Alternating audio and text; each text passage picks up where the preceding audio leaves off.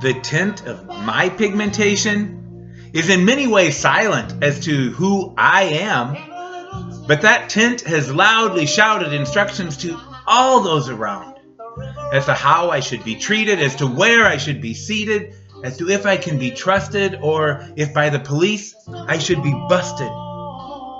The type of my genitalia is also silent as to the type of human I am, but it has forced itself to be acknowledged by all as to who is in control and who can set the goals, who really has the power and from whom one needs to cower. It can be easy from this place of white male supremacy to continue to be silent. No matter if you're liberal or conservative, we are trained to run towards compliance and away from defiance. The white male is really a pack. We defend our own, yet will kill bastard children before they can spawn a resistance and threaten the hard-won bone. It can be easy to stand in silence. As the alpha wolves plan, they set the agenda, they define the enemies, they explain the logic to advance the white man pack stand. Yet silence is not an option.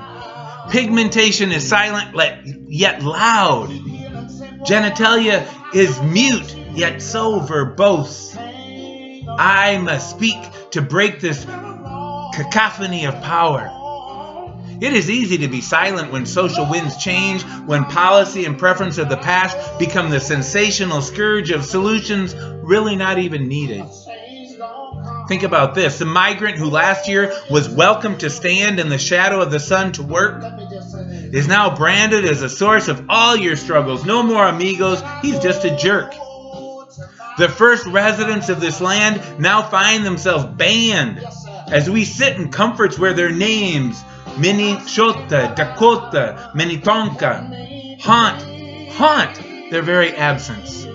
The refugee who in the past was welcomed, if only to ease your guilt, is now seen as the scourge on which your impending doom is built.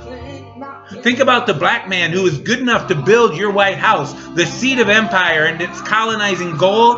Man, he's now maligned as he takes a knee on the sideline. The real issues of injustice, inequality, police impunity are ignored by the troll. As the tides rise and fall, the flavor of injustice of the day changes. And to speak seems like just an annoyance as the pack celebrates fresh kill and the strong market gains. Silence might seem benign, but the path of liberation is lined with truth and actions. Good intentions have to be left behind.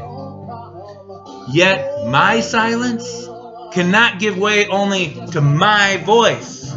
No, my individual voice must be informed through true solidarity. I must amplify as an accomplice those that my pack have silenced. No longer can I howl in unity. I must speak in defiance. Silence is a tool of the powers that be. But beloved community is not a mute.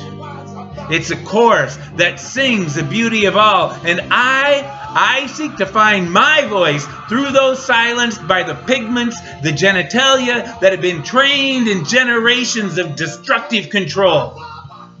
Oppression can cease when fear is put to flight and the voices of those once silenced unite. The voices of those once silenced must unite.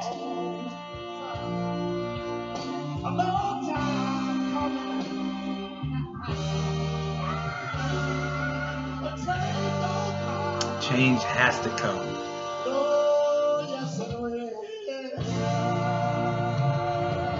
Speak up.